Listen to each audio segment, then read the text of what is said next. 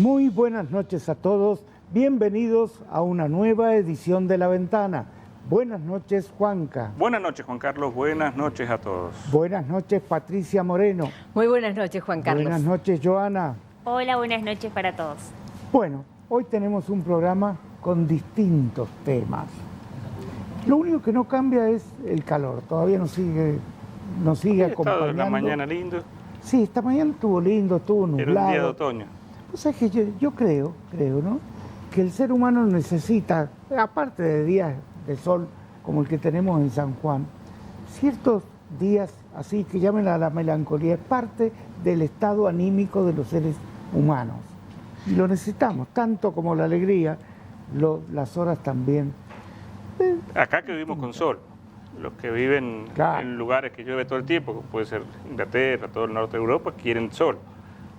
Y se van a España a buscar sol. Es así. Nadie quiere lo que tiene. Otra vez escuchaba, 80 millones de turistas al año tiene España. 80 millones, sí. Y vos imaginate lo que fue España en la época de la pandemia, donde no tenía turismo. Todo preparado para recibir gente. Ojo, 80 millones de turistas, no estamos contando el turismo interno, porque acá decimos tenemos lleno de turismo, pero quizás es sanjuaninos que van por el mismo San Juan. Y ya está todo adaptado para recibir gente de toda Europa, sobre todo, ¿no? Pero es de todo el mundo. Bueno, hay 2 o 3 países que viven. México es uno de los que tiene muchísimo turismo. Dentro de América Latina, Perú es otro de los que tiene mucho turismo. República Dominicana. Un sector, sobre todo la De parte Punta Cana y de todas esas Punta Cana, ¿no? Pero no es tan masivo como esto que te digo. Y dentro de Europa tenés Italia y Francia que tienen todo. Y Estados Unidos, por supuesto, ¿no? Hay países que están en algún lugar, pero nadie los visita, ¿no? Sí. Por ejemplo, no se me ocurriría irme de vacaciones a Irlanda. A Islandia menos. En Islandia tenés que ir abrigado. Y todo el Polo Norte, toda la parte ártica. Comenzamos con las noticias. Está con nosotros Cecilia Román, campeona del mundo de boxeo, que ha hecho un anuncio esta semana muy importante. Y también está con nosotros Maximiliano Aguiar, director de la consultora Acierto, sociólogo. Bueno, yo no sé qué es lo que pueden medir en estos días, Maxi. Esto antes. La temperatura. La temperatura. En estos días de Semana Santa, digamos, es una etapa donde en general no se sale a medir, no se sale a encuestar por una cuestión lógica relacionada con el estado de ánimo de una ciudadanía que es mayoritariamente católica, por lo tanto no hay como demasiado espacio para eso, ¿no? Pero ¿qué se puede medir en esta etapa? De todo, digamos, ha pasado. ¿La gente quiere responder? Sí, en general sí. A ver, las tasas de respuesta han ido bajando con los años, ¿no? Pero en este contexto yo no encuentro que en estos últimos meses, digo, a partir del gobierno de Milei haya caído sustancialmente la tasa de respuesta. Se mantienen en los niveles similares a los anteriores, que son menores de lo que hace 10 años, ¿no? Lo cual genera otros desafíos en términos metodológicos, pues tenés mucha gente que se niega pero no se ha incrementado sustancialmente en los últimos meses. ¿Han cambiado los métodos de encuestar? Sí, cambian constantemente. Y no hay métodos perfectos. Creo que ahí hay un... ¿Tienen en cuenta la variable gente mentirosa? A ver, gente mentirosa, esa es quizás una de las que menos se ha modificado, a no ser que hayan situaciones particulares. En el tiempo lo que ha pasado, la gente tiende a responder menos las encuestas domiciliarias porque tiende a abrir menos la puerta, tiende a responder un poco menos las encuestas telefónicas porque no contesta el teléfono y porque hay menos teléfonos fijos, y tiende a contestar un poco más lo que aparece por vía digital. Pero la mentira estaba antes y está ahora en niveles similares. Lo que yo no sé es cómo va a ser con la inteligencia artificial y con mucho manejo del Big Data, porque va a ser más fiable saber qué páginas ve esa persona, qué es lo que escribe, qué es lo que, en todas sus redes, todo eso, que qué es lo que contesta en la encuesta.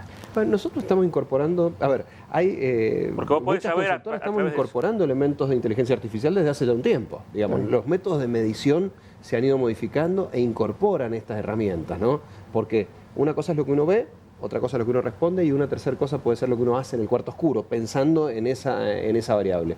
Las 3 cuestiones son investigables por diferentes métodos. Nosotros estamos usando inteligencia artificial desde hace ya un tiempo. Bueno, ¿Te parece, Juanca, que veamos las noticias de hoy? El título de Nuevo Mundo que ya se está repartiendo, ¿cuál es? Aumenta la tensión entre Argentina contra Colombia y México es ahora. Pero los elegimos.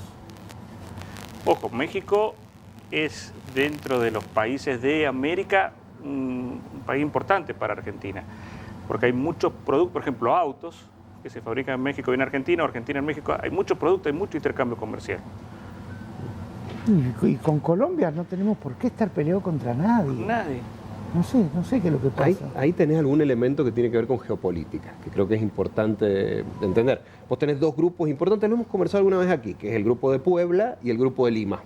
Se está peleando con todo el grupo de Puebla, con todos aquellos que son de centro izquierda o de izquierda. Ojo, se están peleando entre ellos, porque también hay que ser sincero, es decir, sí, para que haya pelea. Petro le ha dicho Hitler hace un tiempo a Milei, no es que también le han dicho cosas. Está bien, pero la cuestión es por qué te peleas. El tema es esto. Para a la gente le importa que vos te pelees con otro país. Yo digo, si a mí me dicen, nos peleamos con China, pero no teníamos los swap chinos, no lo tenemos los chinos en veladero, no lo tenemos instalando un radiotelescopio acá, ¿por qué no vamos a pelear? La política exterior argentina es muy errática. Digo, hoy Milei se está peleando con el grupo de Puebla, al cual pertenecía o formaba parte de Alberto Fernández. Sí. Digo, y estamos hablando de política de Estado, ya no de un gobernante, otro gobernante, no hablan por sí mismos, hablan por el país. Estamos hablando de un cambio geoestratégico muy fuerte en muy poco tiempo, que habla también de la debilidad de nuestro sistema de política exterior. Digo, ¿a dónde la Argentina se sitúa? No, de ninguna manera. Ni es plan alto, no hay ninguna cercanía con los sistemas de cancillería de otros países, y esto no es nuevo. El presidente chileno, que es bien de izquierda, no le ha dado lugar a Milei para pelearse. Tal cual. Pero por Boris, porque Boris no le ha contestado. Sí, pero eso tiene que ver con todo un sistema que indica que los presidentes deben comportarse de una determinada manera a partir de un sistema de relaciones exteriores que tiene una autonomía y una potencia que aquí no hay. Y que logra, por ejemplo, este tipo de cosas, que ante distancias ideológicas los presidentes tiendan a evitar confrontaciones por los temas que vos decías, Juan Carlos. Digo, después hay que comerciar, después hay que generar una serie de cuestiones que van más allá de un presidente. Tienen que ir y poner la cara. Tal cual. Patricia Moreno, ¿qué tenemos? Y vamos a continuar. Ustedes saben que hoy los empleados del ENACOM se encontraron con la noticia a través de las cadenas de WhatsApp que les iban llegando que la oficina, como temían, se había cerrado, hay custodia de la Policía Federal. Ellos trabajaron hasta ayer miércoles y el día miércoles que viene van a ir a trabajar, pero no saben en qué condición. Hasta el momento les han dicho que es un cierre operativo por 60 días, que es lo que tienen de información a través de los medios de comunicación nacionales, pero no fehacientemente una comunicación oficial. Por el momento no saben cuál es su destino ni tampoco qué va a pasar con esta oficina. Joana Icazati. Sí, estábamos viendo ahí en la tapa Ingrid Groth, que fue como noticia en estos días, porque bueno, la modelo argentina, que es muy conocida por su vida fitness, sobre todo en las redes sociales, largó un comentario que puede dar mucho para hablar. En una entrevista que le hicieron hace poco le preguntaron si sería mamá. Ella remarcó que ya con su pareja lo habló, una pareja que llevan 6 años. Dijo que no se iba a casar y que no iba a ser madre, pero esa decisión era de ella y no le iba a impedir a su pareja ser padre. Así que le dijo, si tenés alguna amiga que quiera prestar el vientre o demás, podés serlo. Pero sin tener sexo, simplemente darle... Sí, obviamente, no sería a través de relaciones sexuales, sino obviamente la donación de esperma. Porque yo le escuché decir a ella, no soy tan, como se dice ahora, open mind, no soy tan así. No quiero que mi pareja tenga relaciones con otra, pero si quiere tener un hijo no tengo que prohibírselo, porque es mi decisión, no la de la pareja no tenerlo. Claro. Dice que también es una cuestión que hablan constantemente con una pareja amiga que tiene. Yo te digo, hay muchas cosas que nos pueden asombrar, caer mal o caer bien, pero cuando por ahí, a mí me tocó en un seminario que hacían los alemanes, que alguien planteaba, cómo es la relación entre el hombre y la mujer hoy en día. Y les hacían preguntas como, ¿el hombre le ayuda a cocinar a la mujer, lava los platos? Yo digo, los problemas que hoy se presentan son otros. Vamos a suponer, Maxi Aguiar se va un año a Perú y entonces la esposa a lo mejor no tiene la misma profesión que él, es directora de un hospital. ¿Quién deja a quién? ¿O quién renuncia a sus posibilidades? Estos son los temas de hoy en día, no quién lava los platos. Porque hoy en día se inventó la máquina para lavar platos. Lo que no se inventó la máquina para hacer feliz a una pareja. Igual te voy a decir, en algunos casos se pelea quién carga la máquina para lavar los platos. Sigue, esa pelea Sí, sigue. Pero te digo más, me contaba un juez de familia que hoy en día ya no es como antes, que se peleaban por yo quiero tener mis hijos conmigo.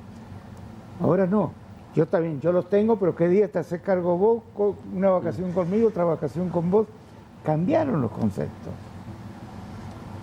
La sociedad va cambiando en general, digamos, y Va todos esos cambiando. conflictos mutan. Cecilia se ríe porque sabe que es así. ¿Mm?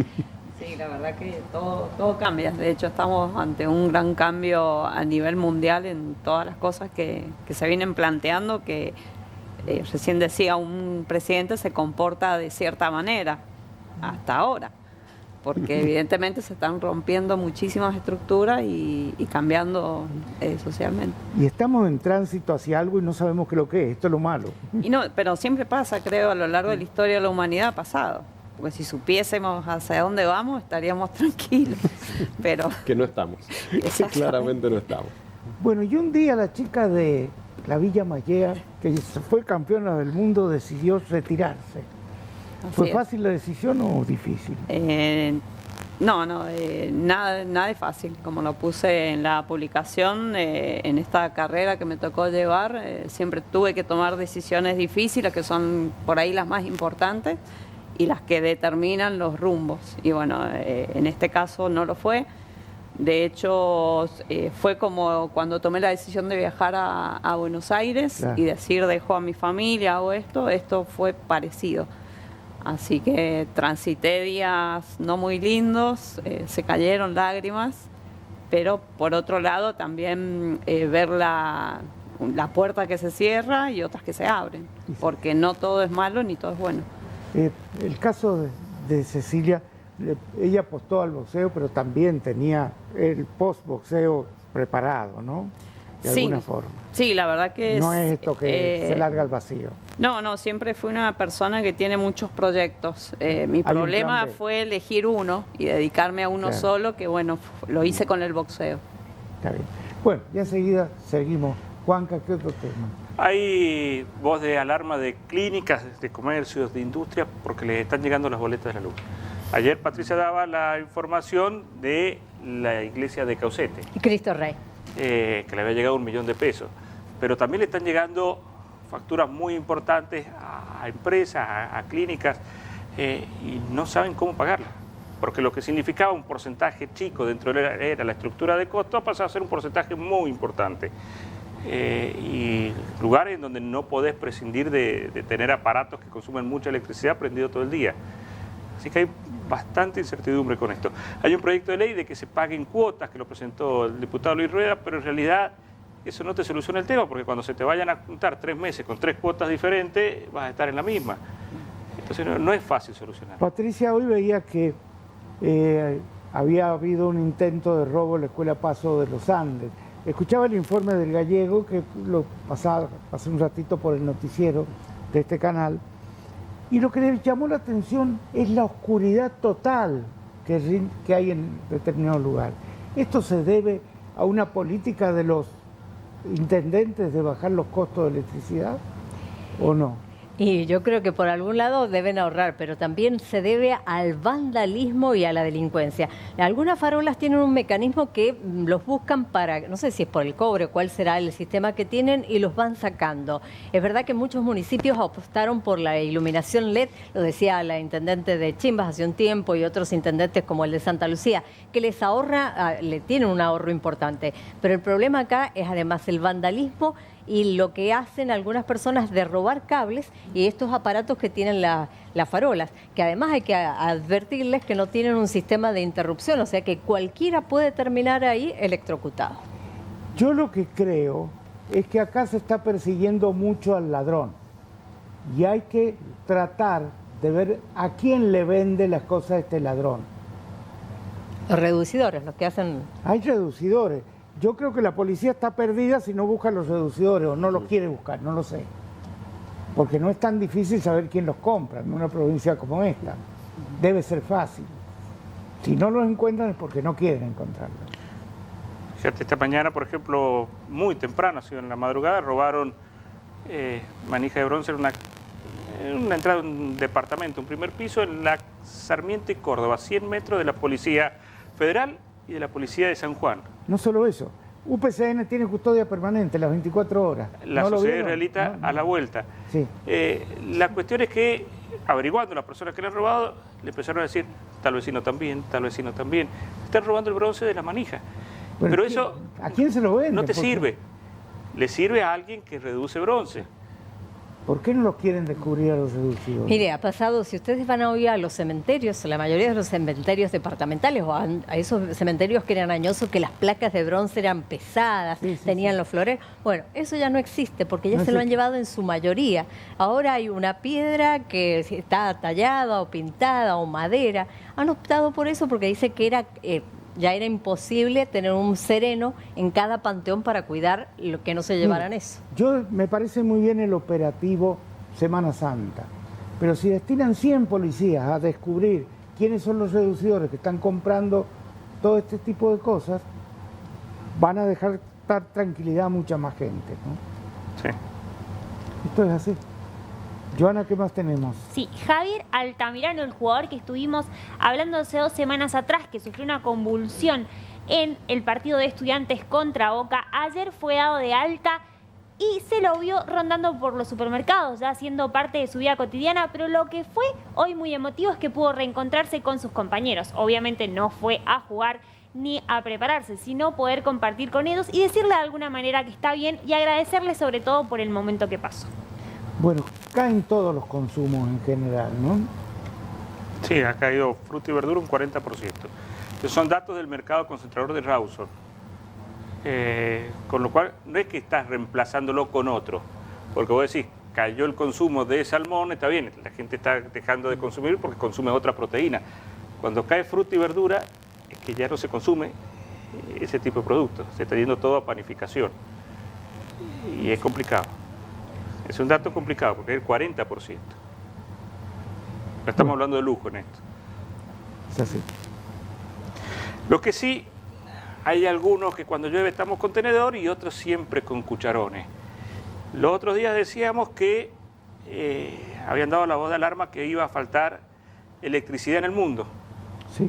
Bueno, la noticia hoy es que Bill Gates está invirtiendo mucha plata en una central nuclear con sodio líquido. Es una tecnología que no es nueva, de hace 50, 60 años, pero que era muy inestable. Ahora la tecnología lo permite aplicar.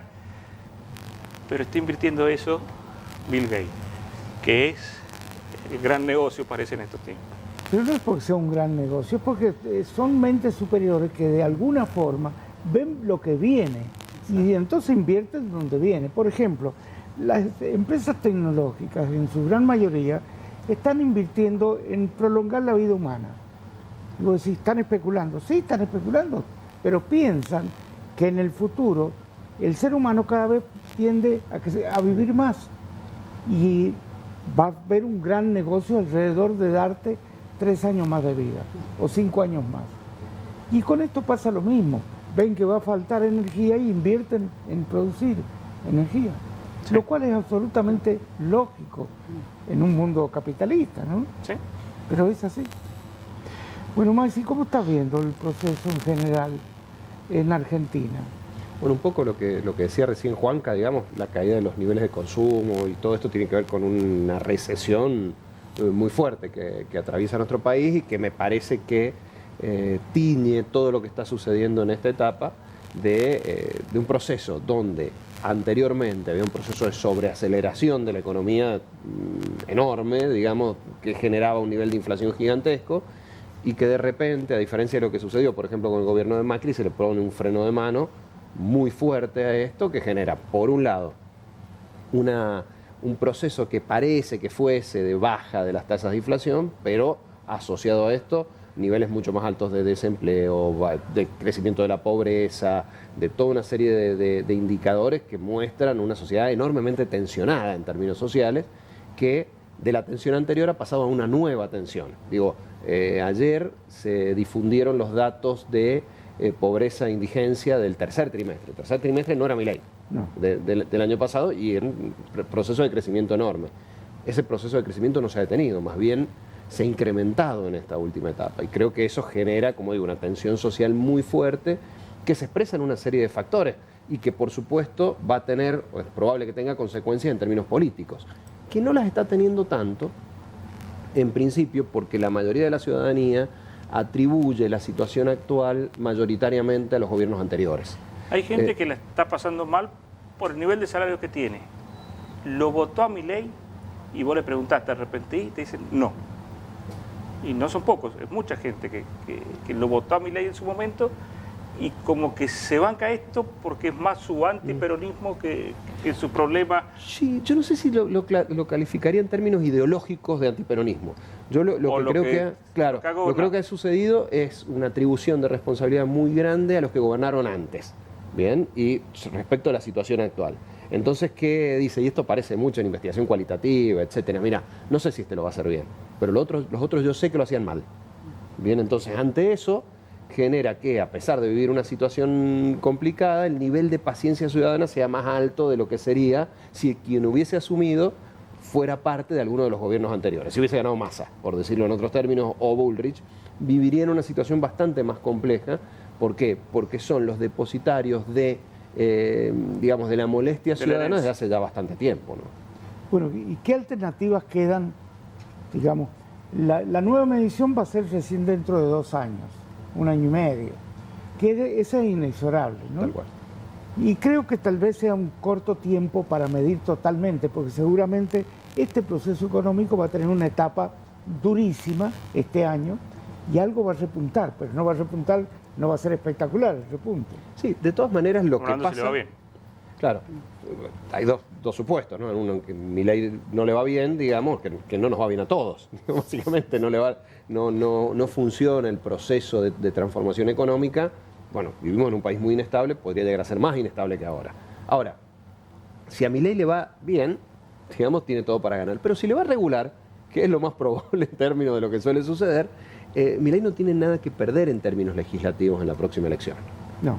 Con lo cual, Tiene que para ganar.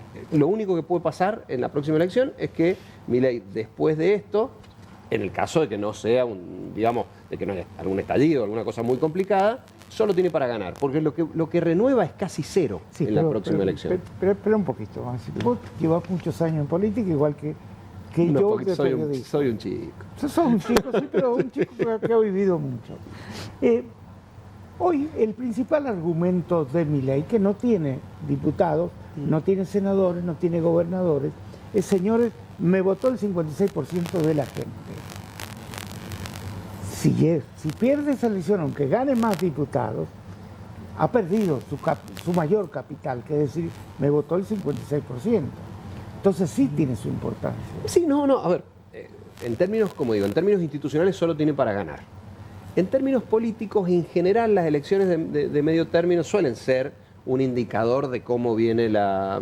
Pero en este caso va a ser distinto, porque el problema que tiene Milei, y por eso digo que puede pasar de todo hasta el año que viene, es que tampoco tiene estructuras territoriales, que quedó muy claro en las elecciones a gobernador de las distintas provincias, que no tenía, y no va a tener estructuras territoriales potentes de acá Pero adelante, para diputado, a no ser... ¿importa los territoriales? Y para tenés que tener diputado. algún candidato que sea mínimamente conocido o nacionalizar a fondo la elección. Pero hay un elemento adicional que podría darse. Si a Milei le va relativamente bien, lo que alguna vez conocimos como Juntos por el Cambio podría reconfigurarse. Y en ese contexto ya no solo podríamos contar de una manera distinta lo que venga a partir de las elecciones de 2025, sino que probablemente podrían haber hasta algunos movimientos en la actual composición de la Cámara. Te dejo una pregunta para el próximo bloque. Y es, alguien tiene que pagar el costo de lo que está pasando. Y veo que hay una gran transferencia hacia los gobernadores provinciales, de responsabilidades al menos. ¿Cómo lo asumen ellos y qué puede pasar con ellos? Patricia Moreno, en estos tiempos de peleas con distintos países y de vaca flaca, ¿cómo anda lo del radiotelescopio de la Real? Mire, rezando toda la gente allí. Carlos Francilis, que es el titular del Casleo, dice que están muy preocupados porque llevan una demora, si bien las obras siguen. Pero, por ejemplo, todo lo que involucra el radiotelescopio chino, hablando es chino, es en la el financiamiento de la China, como así también todo el asesoramiento que da la Universidad Nacional de San Juan, el CONICET y, por supuesto, todo lo que hace al gobierno de la provincia de San Juan. Sabemos, la situación de la nación y la provincia está complicada, como dice el mismo ministro, vamos a raya. El CONICET, como así también la Universidad Nacional de San Juan, presupuestos muy acotados y no saben qué va a pasar. Hay una medida de fuerza dispuesta para el 4 y el próximo 10 y 11 de los universitarios. El problema es que dijo, han tenido problemas con los ingresos de aduana en la nación. O algunos de los nuevos técnicos que llegaban para el soporte y seguir investigando tuvieron problemas en llegar también hasta Barreal. Tuvieron que esperar casi 2 semanas para que les permitieran y les dieran la visa. Y ahora el problema mayor, además de las grúas y el financiamiento, son los andamios de altura, que sin esto no pueden terminar de armar la parte del plato del radiotelescopio y montarla. Y el problema sigue siendo financiero, así que lo único que hoy sostiene es el financiamiento de China y el asesoramiento del CONICET. Y todo lo que hace la parte investigativa está así entre pinzas porque no sabe qué va a pasar a nivel nacional con estos despidos y la reducción de personal. Bueno, es lamentable. Complicadísimo. Bueno, yo le hice hace un tiempo una entrevista a Cecilia Román, que estábamos por pasarla y dice Juanca, ¿por qué no la invitamos personalmente a ella? Lo charlamos de todos estos temas, ¿no? Cecilia me contaba en aquella entrevista que se crió con su madre y 4 hermanas. Eran 4 las hermanas, todas mujeres. ¿Cómo sale una boxeadora de estar con hermanas? Yo puedo imaginar una pelea de almohadones, pero no de piñas, ¿no? No, la verdad que es una pregunta que yo también me hice. No sé por qué o en qué momento aparece esto, pero bueno. Así es la vida a veces, ¿no? Se van cruzando cosas y uno termina en caminos que nunca pensó que estaría. Pero se dio un día. Yo creo que... Sí, creo que viene por parte de lo que es el deporte, del gusto que yo tengo por la actividad deportiva, justamente gracias al estudio de educación física que me ofrecieron trabajar dentro del ámbito del boxeo, es donde yo conozco al boxeo, porque ni se me hubiese ocurrido a mí practicar esta disciplina desde, digamos, como decisión personal. Es increíble la cantidad de deportistas que ha sacado la Villa Mallea, ¿no? Sobre todo alrededor del Club Concepción, ¿no? Claro, más que nada el hockey, exactamente. El hockey, ¿no? Varios campeones del mundo. Varios. Dice que el boxeo es de los deportes más complicados de practicar, no solo por el estado físico, sino por lo que significa hacer un deporte con la adrenalina que significa cuando uno lo están golpeando y por falta de oxígeno. Hay que regular muchas cosas al mismo tiempo, ¿es así?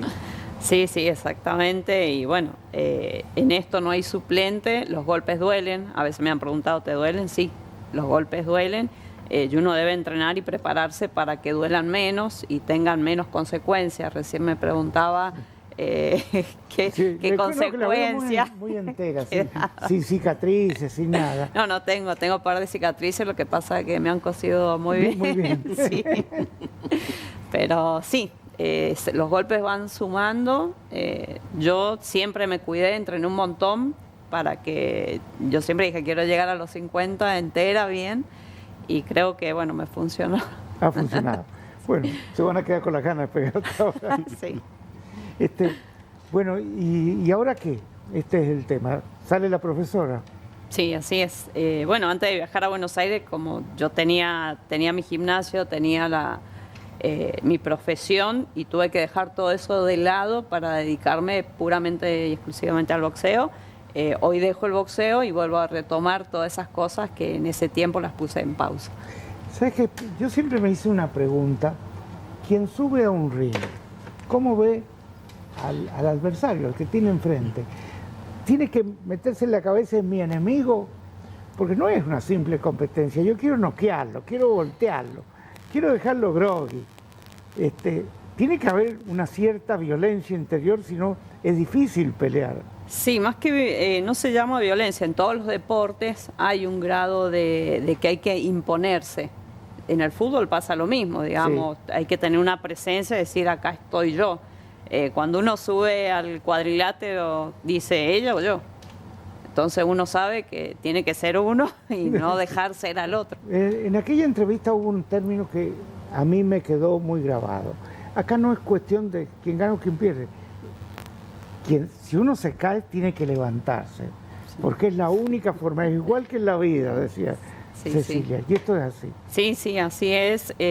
Yo durante mi carrera, y bueno, toda la gente que lo ha seguido, he tenido etapas malas, en entrenamiento me han noqueado, en peleas he caído, pero nunca dejé de levantarme. Me fue mal, me pasaron cosas que uno dice es para detenerse, pero no. Me levanté y seguí adelante. Y en la vida también. Y en la vida también, sí. Sí, siempre dije también, uno ve la pelea y dice, uy, qué dura la pelea, pero si ustedes supieran lo que pasa debajo del ring, hay cosas que yo he visto boxeadoras con muchas condiciones que no aguantan ciertas cosas que pasan abajo y terminan abandonando. Por ejemplo. Y en el caso de las mujeres, la discriminación que hay, la falta de ciertas tolerancias que hay con la mujer, y por ahí también el ser mujer en ciertos ambientes molesta. Entonces... ¿Hay acoso? Sí, sí hay. Así como pasa en el ámbito laboral, pasa en el ámbito deportivo, porque yo siempre digo, no se ve a la mujer como deportista, sino que al hombre por ahí le cuesta dejar de ver a la mujer, como el sexo opuesto, y es algo que, bueno, al no haber tantas mujeres boxeadoras y no estar acostumbrados, bueno, eso hay que pulirlo, entrenarlo de alguna manera. Pero, como te digo, así como pasa en el ámbito laboral, en el deportivo también pasa. Dentro del boxeo, ¿alguna vez has sentido que te han robado una pelea? ¿Que la has ganado y que después las tarjetas dieron lo contrario? Sí, siempre los fallos de las peleas son polémicos. Siempre, yo creo que nunca es justo. Es muy difícil que un fallo coincida con lo que se vio. El único, digamos, fallo justo cuando uno noquea y dice, no dejé duda. Pero al ser un deporte de apreciación, el que mira ya está condicionado cuando ve a quién está mirando. Por ejemplo, pasa por ahí que a los jueces se los condiciona diciendo cosas o hablando cosas de los que van a pelear. Entonces el juez ya va con un velo, por decirlo, con unos lentes, mirando a los boxeadores que van a pelear. Y me llama la atención esas peleas en donde un juez da 8 puntos a uno y otro le da 3 puntos al otro. Hay 10, 11 puntos de diferencia. Y no puede haber tanta diferencia de... Y suele pasar. Es la ventaja también del campeón y del local, ¿no? También existe, exactamente. La localía... Hay un montón de factores que intervienen, que como te digo, uno sube a pelear y sabe que no tiene que dejar duda o que ese margen de duda sea el menor posible. Sí. Y como te digo, el knockout es el único resultado más... ¿En las bolsas hay mucha diferencia entre hombres? Sí, muchísimas, casi un 10 veces la diferencia de bolsas. Por eso también hay muchos entrenadores que no quieren entrenar mujeres, porque no ganan lo que se gana entrenando un hombre. Es muy distinto el golpe de la mujer al del hombre, ¿no? Sí, eso también. La mujer tiene un golpe regular. Son muy poquitas las mujeres que tienen golpes que son demasiado duros. En los hombres no, tenés los que son una bestia pegando y los que están en la mediana, digamos. Ahora, para mucha gente el boxeo es una salida de, no sé, por eso te decía si hay que tener esa dosis de violencia. Un monzón, por ejemplo, es todo totalmente distinto a lo que es un loche. Ella no es ni de monzón ni de loche, admiraba a otro, un chino, sí. ¿O no? Sí, más que nada por el corazón que ponía en las peleas, esa entrega total que se veía de Maidana en las peleas es lo que a mí me gustaba. Vos sabés que hay una anécdota que me la cuenta Julio Ernesto Vila, periodista reconocido. Dice Vila que él tuvo mucho contacto con Monzón y que el boxeo lo único que hizo con Monzón es retrasarle la llegada a la cárcel, nada más, pero que iba a llegar. Y bueno, ahí está la función de la contención social del deporte. Justamente el boxeo se asocia mucho a las clases bajas, ¿no es cierto? Porque los chicos buscan esa salida económica de ser el campeón que gana mucha plata y cambia totalmente su vida. Que muchos han llegado y no cambiaron su vida.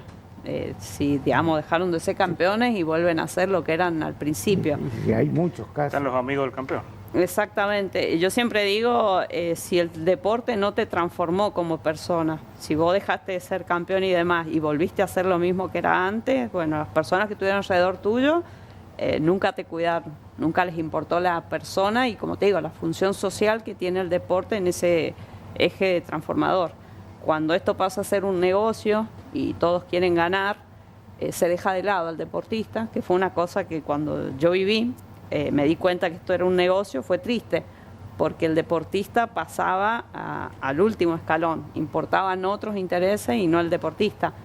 Y es duro porque muchos decían, vos sos la campeona, vos mandás, vos... No, les digo yo soy la última que informa y la última que decide o habla. Cecilia, si una hija te dice que quiere ser boxeadora, ¿qué le decís? Si a ella le gusta, yo a mis hijos les inculco que hagan lo que les apasiona.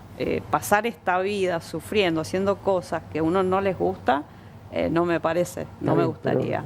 Recibiendo golpes, le avisaría que van a recibir algunos. No, sí, que se entrene porque es un deporte, como no es un juego, no hay suplentes y los golpes duelen y tienen sus consecuencias. Cuando te sacan el banquito no queda nadie. Sí, Como hacía Ringo. no, exactamente. De hecho, uno dice, toma la decisión de boxear, yo tomé la decisión de boxear, fue personal. Hoy de retirarme es personal y todo lo que viví, alegrías y demás, si bien hay gente que la comparte, son experiencias únicas que viví yo. Y eso queda en mí.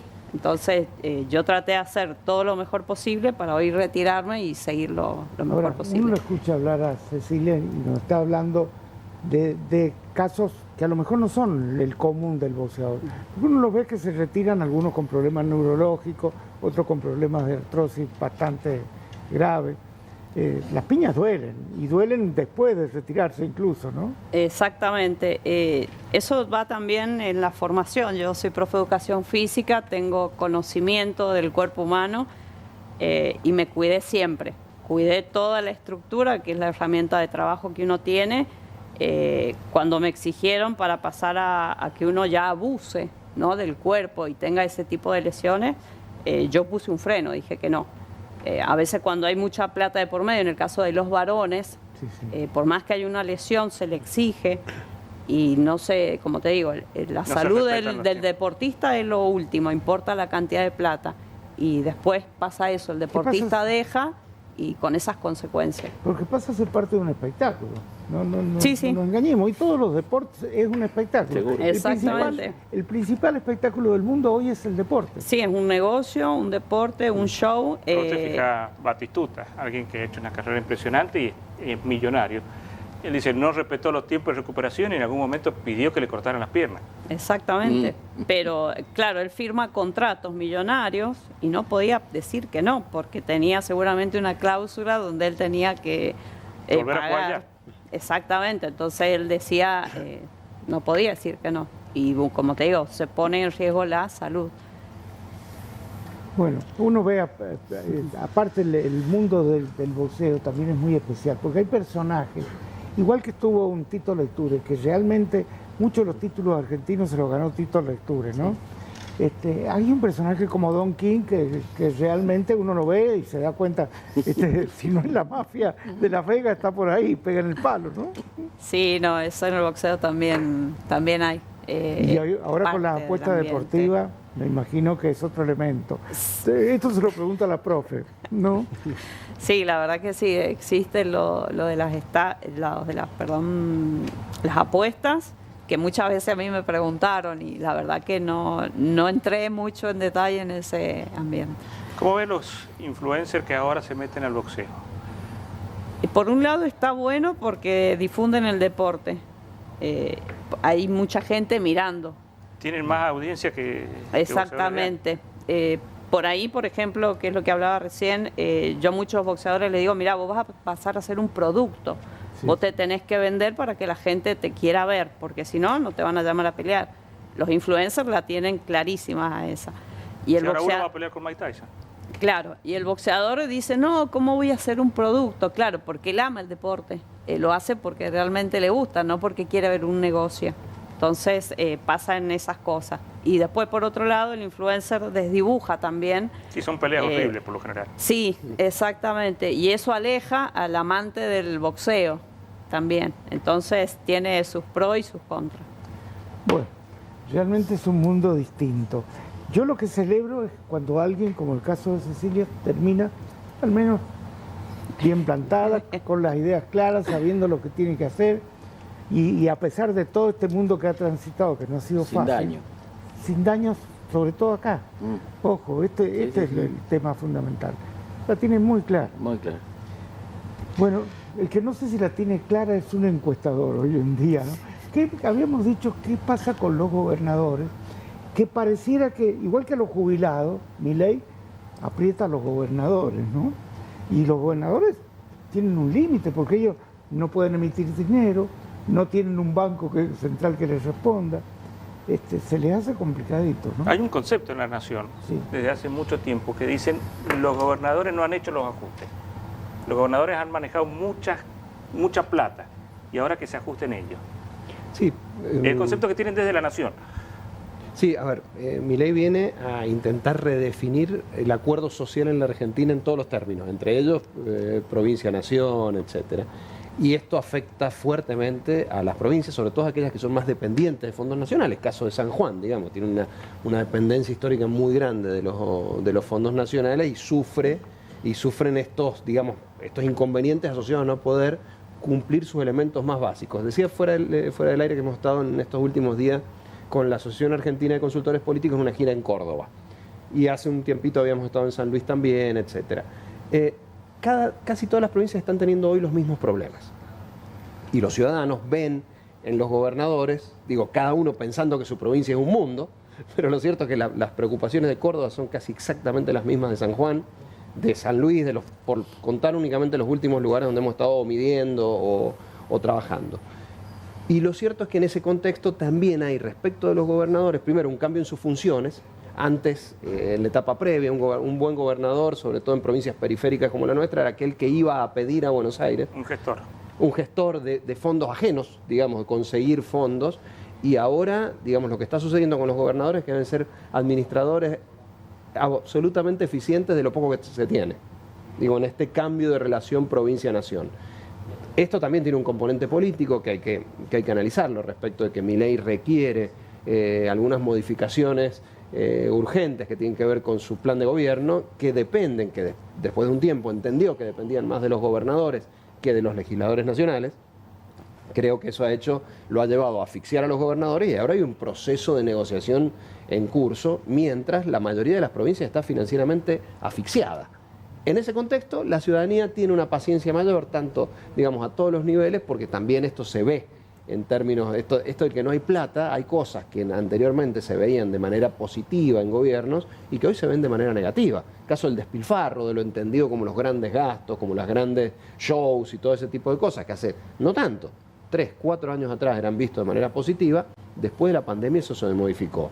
Y hoy los gobernadores tienen asfixia financiera y tienen además una demanda ciudadana de generar un ajuste a menos en lo que los ciudadanos entienden como gastos superfluos, ¿no? O sea, eso genera como una nueva forma de evaluar por parte de la ciudadanía tanto al gobierno nacional como a los gobiernos provinciales y municipales, ¿no? Pero vos medido, por ejemplo, preguntarle a la gente, los problemas pasan por el gobierno provincial o el gobierno nacional. ¿La gente diferencia o no? La agenda actual es una agenda eminentemente, en todo el país, una agenda eminentemente nacional. Si uno mira la cobertura de medios de comunicación, la enorme mayoría de las noticias se generan a nivel de gobierno nacional. Y eso se transmite a la ciudadanía. Digo, las agendas provinciales son cada vez más pequeñas. En esta primera etapa, la nación se ha comido a las provincias en términos de agenda pública y Milei, muy débil en términos institucionales, ha sido enormemente eficiente en generar. Hablábamos de la pelea con AMLO, con Andrés Manuel López Obrador, con Petro, etcétera, pero también hacia adentro está monopolizando la agenda pública con medidas, una enorme cantidad de medidas. Ahora veíamos lo de NACOM en el día de hoy, pero también con cuestiones que tienen que ver con elementos simbólicos, de peleas simbólicas, lo que pasó con la conmemoración del 24 de marzo, lo que sucede el mismo día con el tema de la ley del aborto. hay una serie de cuestiones que no son de políticas públicas, que son de debates, que están monopolizados por lo nacional. Eso hace que la presión sobre los gobernadores y los intendentes sea un poco menor en esta instancia, porque se entiende que está sucediendo algo tan relevante a nivel nacional que ellos deberán acomodarse a lo que ahí sucede, ¿no? ¿Cómo influye, por ejemplo, el tema del 24 de marzo? Yo me imagino que están tan divididas las aguas que no hay posibilidad de que haya modificaciones en temas como ese, ¿no? Sí, el proceso está generando, Milei, un proceso de revisionismo histórico, ¿no? Hay cuestiones, la historia está siempre en reconstrucción, se llegan a acuerdos sociales, el 24 de marzo era un acuerdo social hasta hace muy poco tiempo, y con grupos que estaban a favor y algunos grupos que estaban en contra del tipo de conmemoración que se realizaba, pero que eran más silenciosos. Ahora lo que ha sucedido es que, y de manera activa el gobierno nacional, el video que presenta el día del 24 de marzo es un video que pretende poner en debate. Casi provocador. Tal cual, porque en principio habla de las dos campanas del asunto, pero presenta solo una. Que creo que eso también es interesante en términos narrativos con lo que hace, y revive un debate que tiene como primer efecto, es un efecto polarizante. Digo, alguna cuestión que estaba medio fuera del debate, vuelve al debate y nos podemos poner todos de un lado o del otro de ese debate. Pero un segundo efecto es copar la agenda pública, cosa que Milei necesita. Imperiosamente necesita. Uno de los temas, estuve escribiendo precisamente eso, ¿quién maneja nuestra agenda? Y tenemos una agenda pobre en lo provincial sobre todo, ¿no? Porque realmente vos le sacás las cosas, no sé, del tiempo, de los cortes de tránsito y demás, queda un esqueleto que parece de un pollo, ¿no? Sí, como digo, la agenda pública, la agenda nacional se ha comido la agenda de las provincias, de las provincias en general. Y si uno mira un poquito hacia atrás, tampoco era una agenda, las agendas provinciales tenían muchos elementos que en realidad se presentaban como provinciales, pero eran nacionales, que son los que han desaparecido. Claro, pero ¿no? por ejemplo, yo digo, algún día tenemos que plantear minería, sí, minería no, ¿vamos a traer inversores o no vamos a traerlo? Eso es hablar de un país. Retención al campo sí o retención al campo no. Plantear esos temas. Todo eso requiere de un esquema de gobierno del cual Milei carece. Pensado específicamente en minería, cambió la Secretaría de Minería de la Nación, cambió de manos, y hubo los eventos más importantes de la minería a nivel mundial estuvieron en el medio, sin secretario de Minería. ¿Y se notó? Sin duda. Se notó esa ausencia. Sin duda. Y de hecho fue en alguna medida reemplazada por los propios gobernadores, que fueron a ocupar un espacio que normalmente es subsidiario del espacio que ocupa el gobierno nacional. ¿Eso es bueno? No.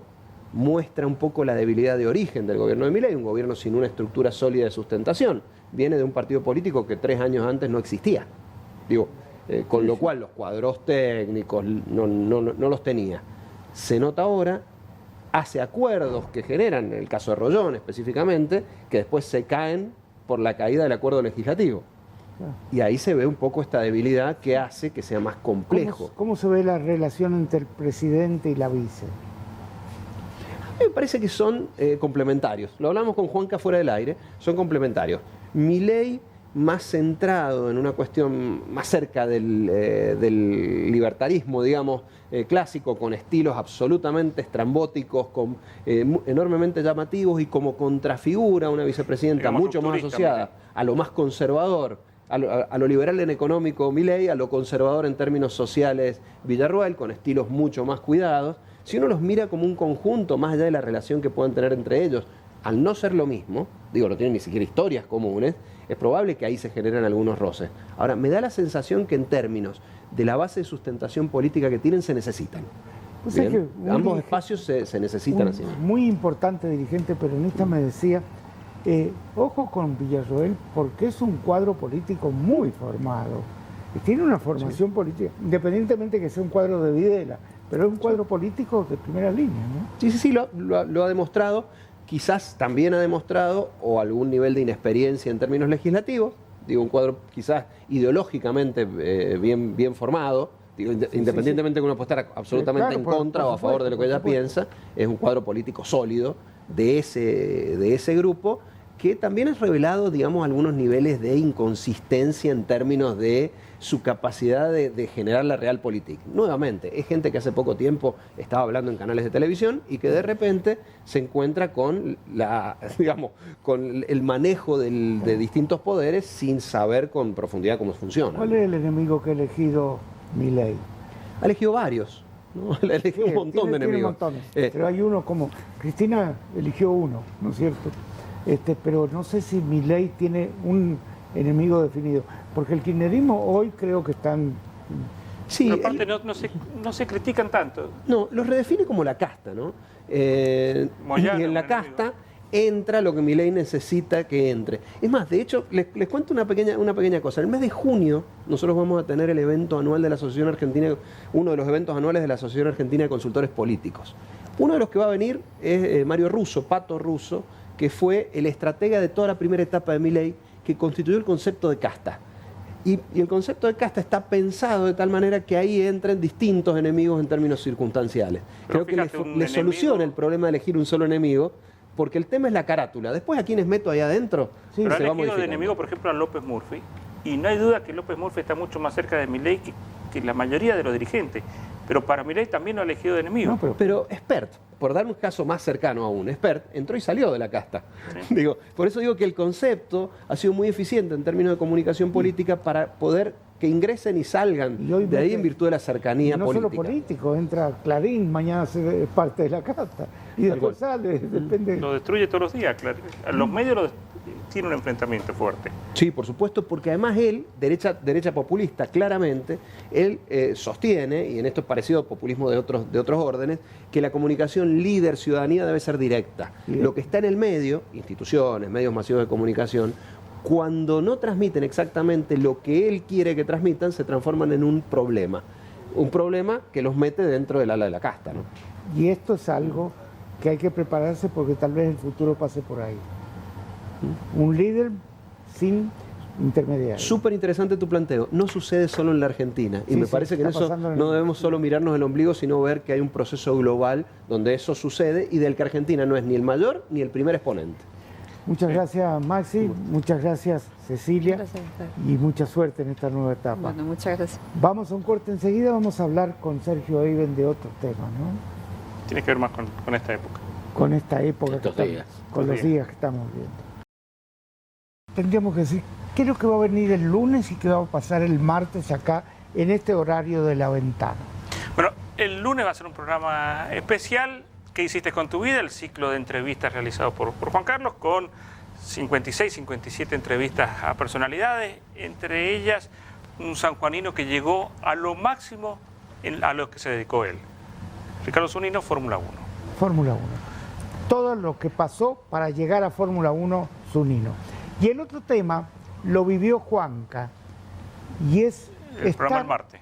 el día martes es San Juan en las Islas Malvinas y el relato de Juanca con todos los combatientes y familiares. Muy interesante también cómo cuentan ellos lo que vivieron. Bueno, son los dos programas que les proponemos para lunes y martes. Y nos despedimos. Les deseamos a todos felices Pascuas y que tengan un excelente fin de semana.